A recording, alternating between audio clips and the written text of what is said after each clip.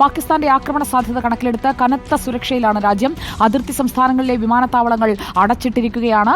അതീവ സുരക്ഷാ മേഖലയിലുള്ള അമൃത്സറിലെ ശ്രീ ഗുരുറാം ദാസ് ജി വിമാനത്താവളത്തിൽ നിന്ന് മുബഷിർ പി അക്ബർ നമുക്കൊപ്പം ചേരുന്നു. മുബഷിർ, വിമാനത്താവളങ്ങളിൽ സുരക്ഷ കൂട്ടിയിട്ടുണ്ട്. അതോടൊപ്പം തന്നെ യാത്രക്കാർക്ക് നേരത്തെ എത്താനായി വിമാന കമ്പനികളിൽ നിന്നുള്ള അറിയിപ്പുണ്ട്. സുരക്ഷാ പരിശോധനകൾ കൂട്ടിയിട്ടുണ്ട്. എന്തൊക്കെയാണ് ഇപ്പോൾ മുബഷിർ നിൽക്കുന്ന അതിർത്തി സംസ്ഥാനമായ പഞ്ചാബിലെ അമൃത്സറിലെ ശ്രീ ഗുരുറാം ദാസ് ജി വിമാനത്താവളത്തിൽ കാണാൻ കഴിയുന്നത്?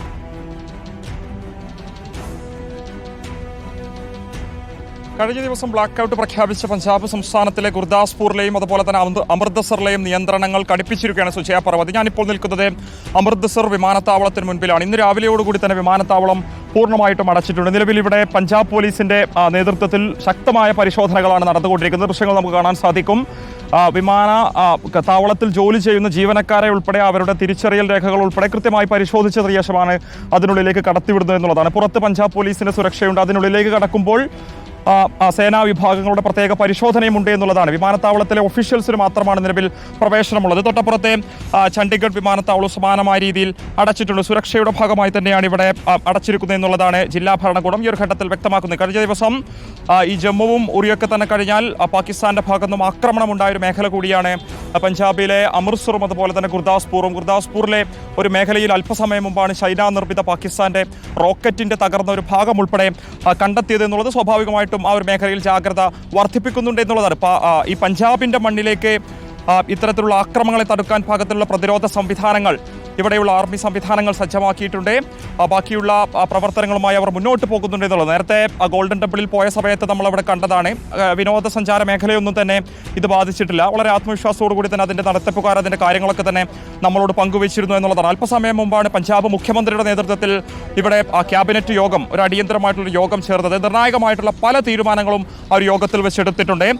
സംസ്ഥാനത്തുടനീളം ഡ്രോണുകൾക്ക് കർശനമായിട്ടുള്ള നിയന്ത്രണം തന്നെയാണ് ഏർപ്പെടുത്തിയിട്ടുള്ളത്. സ്വാഭാവികമായിട്ടും പാകിസ്ഥാൻ കഴിഞ്ഞ ദിവസം ചെറിയ ഡ്രോണുകൾ ഉപയോഗിച്ചുകൊണ്ടുള്ള ഒരു ആക്രമണം നടത്താനുള്ള ശ്രമം ഈ പാകിസ്ഥാന്റെ പഞ്ചാബ് പ്രവിശ്യയോട് ചേർന്ന ഭാഗത്തു നിന്നുൾപ്പെടെ ആ നിലയിൽ വന്നതിനെ ഇന്ത്യയുടെ സൈന്യം ചെറുത്തിരുന്നു.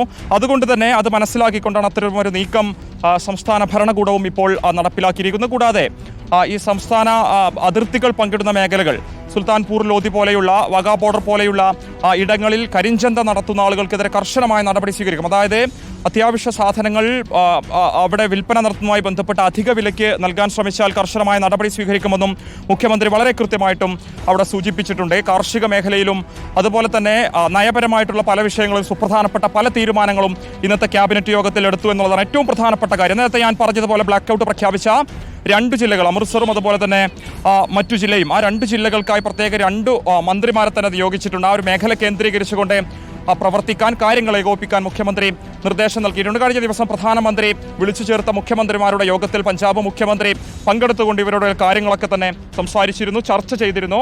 എന്തായാലും കൂടുതൽ ആർമി സംവിധാനങ്ങളെ ഈ ഒരു മേഖലയിലേക്ക് എത്തിച്ചുകൊണ്ട് പൂർണ്ണമായിട്ടും പ്രതിരോധ നടപടികളുമായി പഞ്ചാബ് ഭരണകൂടവും മുന്നോട്ട് പോകുന്ന ഒരു കാഴ്ചയാണ് ഇവിടെ നിന്ന് നമുക്ക് പങ്കുവെക്കാൻ സാധിക്കുന്നത്. അതുകൊണ്ടുകൂടിയാണ് ഇപ്പോൾ ഈ അമൃത്സറിലെ എയർപോർട്ടും അടച്ചിരിക്കുന്നത്. ശ്രീ ഗുരുറാം രാംദാസ് ജി ഇന്റർനാഷണൽ എയർപോർട്ട്, വിശേഷിച്ചും ഈ ഗോൾഡൻ ടെമ്പിൾ പോലെയുള്ള വിനോദസഞ്ചാര കേന്ദ്രങ്ങളിലേക്ക് നിരവധി യാത്രക്കാർ ആശ്രയിച്ചിരുന്ന ഒരു വിമാനത്താവളം കൂടിയാണ്. അതുകൊണ്ട് തന്നെ വളരെയധികം ആളുകൾ വരുന്നൊരു മേഖലയായതുകൊണ്ട് സുരക്ഷ കണക്കിലെടുത്തുകൊണ്ട് അത് അടയ്ക്കുന്നു എന്നുള്ളതാണ് നിലവിൽ നിർദ്ദേശം നൽകിയിട്ടുള്ളത്.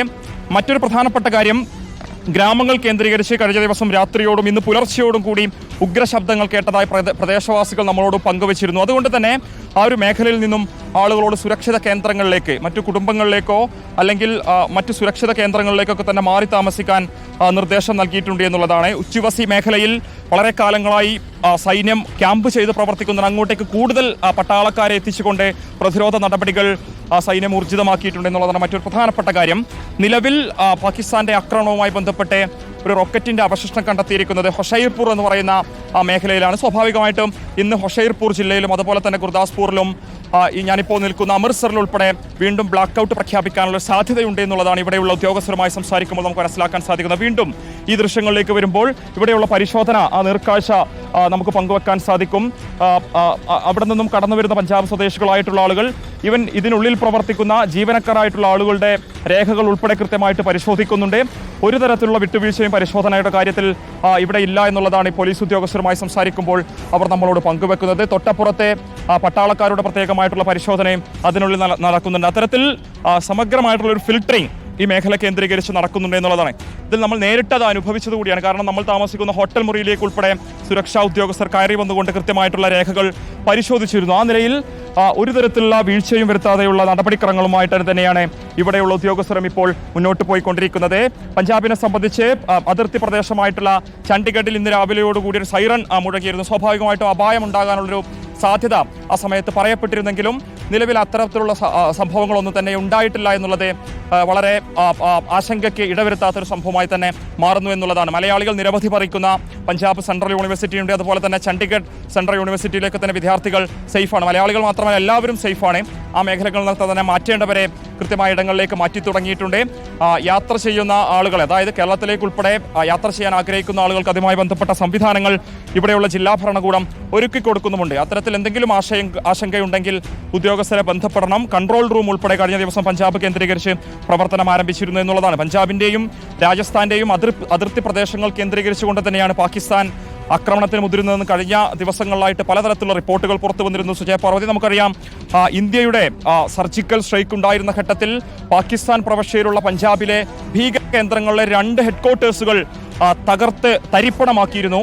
ആ നിലയിൽ തന്നെ അത്രയധികം ആഴത്തിലുള്ള ഒരു ആക്രമണം പഞ്ചാബിന്റെ ഭീകര കേന്ദ്രങ്ങളിൽ ഇന്ത്യയുടെ സർജിക്കൽ സ്ട്രൈക്കിലൂടെ ഉണ്ടായിരുന്നു. സ്വാഭാവികമായിട്ട് അതിന് മറുപടി എന്നോണം ഇന്ത്യയിലെ പഞ്ചാബിലേക്ക് ഒരു ആക്രമണം നടത്താനുള്ള ശ്രമം തന്നെയായിരിക്കും പാകിസ്ഥാന്റെ ഭാഗത്ത് നിന്നുണ്ടാകുക എന്നുള്ളത് ഇന്ത്യയുടെ ഇന്റലിജൻസ് സംവിധാനങ്ങളൊക്കെ തന്നെ മനസ്സിലാക്കുന്നത്. അതുകൊണ്ടുകൂടിയാണ് പഞ്ചാബിലെയും രാജസ്ഥാനിലെയും അതിർത്തി ജില്ലകൾ കേന്ദ്രീകരിച്ചുകൊണ്ടുള്ള പരിശോധനകൾ, സുരക്ഷകളൊക്കെ തന്നെ വർദ്ധിപ്പിച്ചിരിക്കുന്നത്. അതിന്റെ ഭാഗമായിട്ട് കൂടി വേണം ഇത്തരത്തിൽ വിമാനത്താവളങ്ങൾ, അതുപോലെ തന്നെ റെയിൽവേ സ്റ്റേഷനുകളിലൊക്കെ തന്നെ പരിശോധനകളെയും സുരക്ഷാ ക്രമീകരണങ്ങളെയും മനസ്സിലാക്കാൻ. സുജയ പാർവതി.